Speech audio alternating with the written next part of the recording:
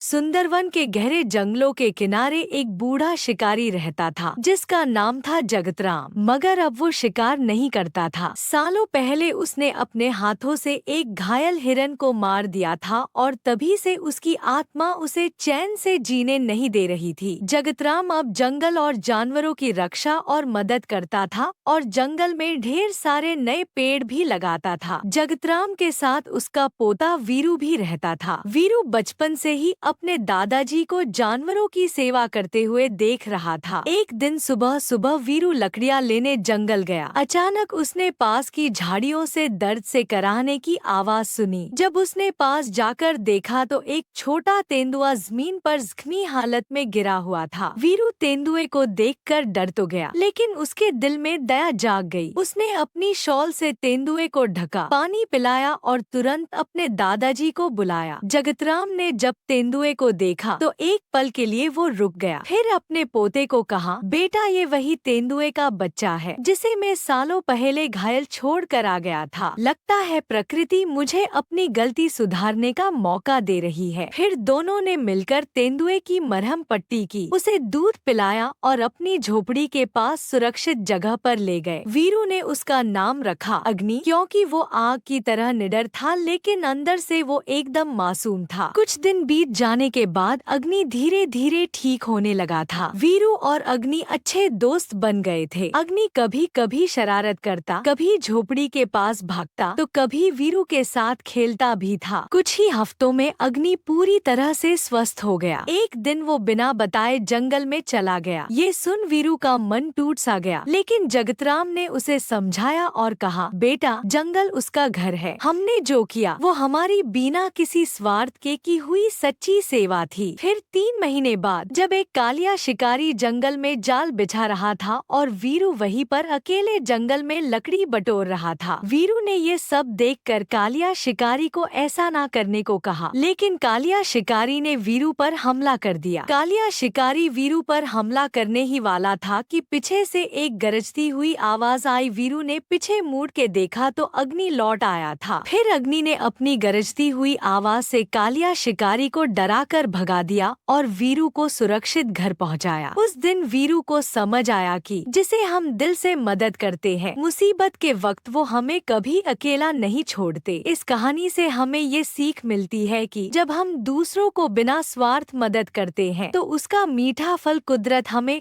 कभी ना कभी तो जरूर लौटाता है।